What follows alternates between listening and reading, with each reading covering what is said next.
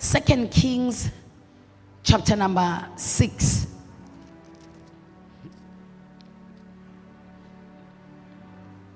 Phila ngayizwa iband yakho nidlala kangaka kanti emshadweni. Hey madoda. Avele ngabona ngishade futhi.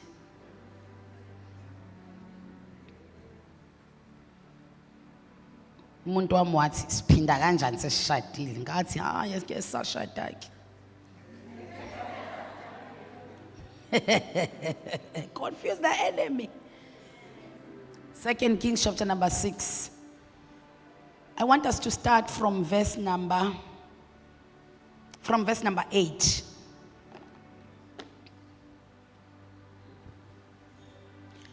Oh God. Yeah, so qala ku verse number 8.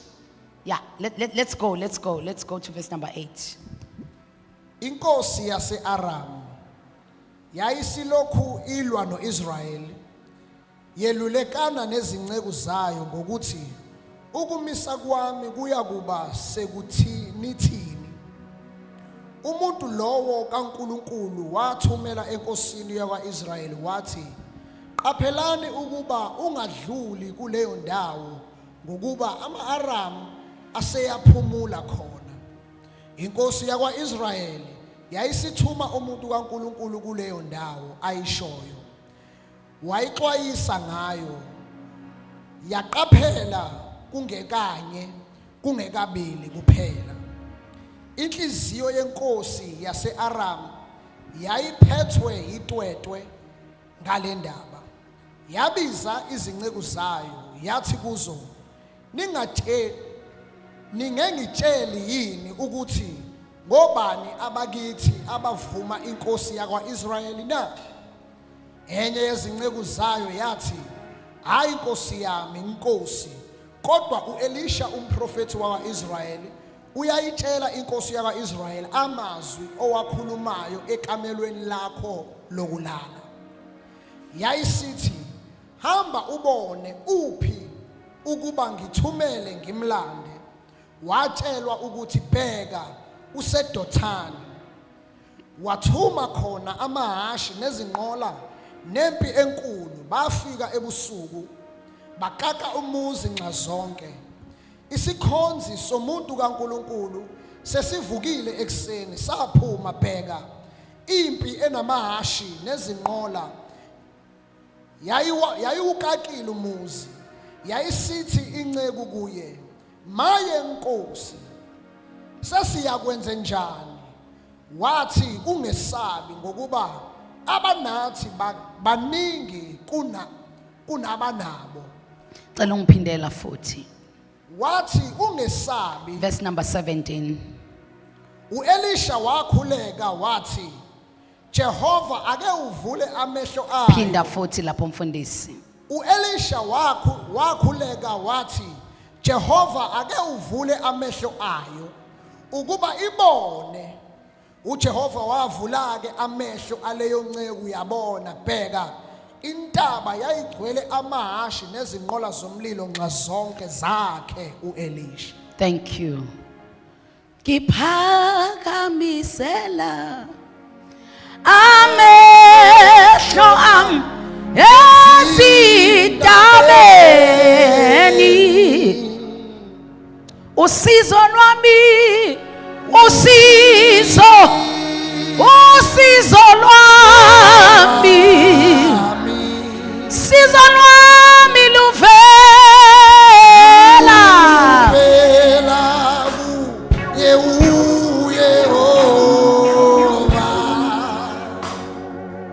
Someone said there are 4 institutions that the Lord have introduced for mankind ukuba bakhule kuwo, basizakale kuwo.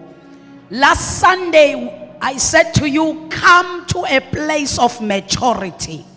So I then want to believe that these institutions uNkulunkulu azilethele ukuba umuntu akhule kuzo, ingoba zonke kokundlovu kumele zenze umuntu afike in a place of maturity.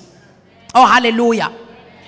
So, first institution, bazalwane, I've said this, is family, umndeni. Uma sithi sigubha usuku lwamagugu, everyone has a bloodline. Kusho ukuthi wonke umuntu obakhona uzalelwa emndenini othile. Kuyenzeka ke ukuthi kube umndeni lo okuthiwa is not a functional family ngoba akekho ubaba nomama. Ngokwenhloso kaNkulunkulu ukuthi wonke umuntu azalelwe emndenini onobaba nomama. That is why the first man, uAdam noEva, kwaba ibona abazana, then base bazala uAbela noKayini. Ngoba ngokwenhloso kaNkulunkulu kwakuba ukuthi uAdam akathola uEva kuqala bese bayazana, bese mase beqeda ukwazana bakhiphe abantwana. Are you hearing me, bazalwane? Noma nifuna ngisho ngqo? All right. So uma uAdam noEva behlangana ubeba nomshado ensimini yase-Edeni, emva kwalowo mshado, emva kokuthi uAdam enza ama vows ukuthi lo uyawuthiwa inyama yami, lo yithambo lamathamba ami, kuyathiwa unkosikazi. Then after that, the following chapters asivezela ke uAdam noEva sebazana bese bazala izingane ezibizwa ngoKayin noAbel.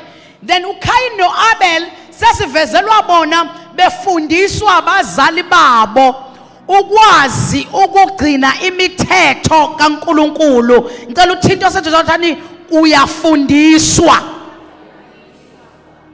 Hallelujah. Hallelujah. Now, the problem with our generation, sonke sifuna ukufundisa, akekho ofuna ukufundiswa. Ngiyazi ngani lento ukuthi uAdam noEva they had umsebenzi wokufundisa izingane zabo uKayin noAbel, ngoba napa masebelethe imhlatshelo, the first fruit, kuthiwa alikho la kuvezwa khona beshunyayezwa nge-first fruit, kodwa kuyavezwa sebenyukela entabeni behambisa iminikelo yezandla zabo. Sesibona lapho ke ukuthi isikhungo sasekhaya sisebenzile kuAbela, sasebenza kuKayini. Nikhona bazalwane? You see, uma uzalwa emndenini, bengithi ke ngokwenhloso kaNkulunkulu kokuba ukuthi zonke izingane zizalelwe emndenini enjalo. Kodwa makufika ukuwa noma kufika isono ngoAdam wokuqala ku chapter number 3 kaGenesis, isono senza ukuthi kube nale dysfunctional families asekhona manje, where you find a child-headed family, where you find a single parent family. However, uNkulunkulu mayisenza restoration, because he is wise, he ensures ukuthi ukhona ozofundisa. Even emndenini esithi u-child-headed, lo osuke ne-responsibility yokondla, uyena one-responsibility yokwenzani, yokufundisa. Angiphinde ngisho, inkinga yabantu ukuthi sonke si-right ekwamukeleni umuntu esenzela, kodwa asifuni ukufundiswa. If you want to know what will destroy a generation, it's a generation that rise and there are no mentors. Abantu abakhulayo ngeziqu kodwa bengakhuleli kwi-maturity ngoba bekho abantu ababadonsela khona. Wonke umuntu ukuze abe yinto ethile ewusizo udinga umuntu ongaphezulu kwakhe ozomdonsela la yena ekhona. So isikhungo ke sokuqala kuthiwa umndeni uma sifeyila ke ukhona isikhungo esibizwa nge-community, la khona othola ukuthi uyangqongqoza umashabalala emndenini wakwaZungu azobheka ukuthi izingane zi-right yini, ngoba akukho umuntu bafa bonke abantu abadala. Kodwa omakhelwane, the community iyakwazi ukwakha lezi ingane zala ekhaya noma abantu abadala bengasekho. Khona la ngiyakhona ngiyakuphika bazalwane ukuthi uba udlambedla umgwaqo kwa eyolundi ngenxa yokuthi bebengekho abantu abangakufundisa. Ngiyakuphika bazalwane ukuthi ingane yomfana ayikwazi ukukhula ibe indoda ngoba nakho izalwa isingle parent umuntu wesifazane ekhona amadoda emphakathini. Because umuntu uyakhiwa i-community, umuntu uyakhiwa umphakathi. Isikhungo esabe koNkulunkulu leso. That is why God will place you in a certain community until the certain maturity, then He can move you to another community. Uyazi ukuthi bazalwane bami khona abantu abafisayo ukuyohlala esilungwini ngenze example kodwa uNkulunkulu akugcine nje uhlale eMlazi. Uyakuthanda eXhufu kodwa uNkulunkulu akugcine nje eMlazi. Ungayi eXhufu.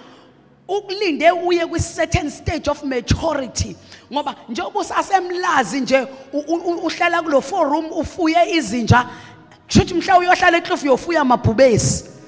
And lezi nje uyifuyela ukuthi uyifuyela ugada igebengu uyifuyela ugada omakhelwana ufuna umuntu ozokubingelela. Awusanibonani bazalwane? Shuthi wena mawungasunyuselwe eXhufu kusho ukuthi wena uyofuya amabhubesi ke.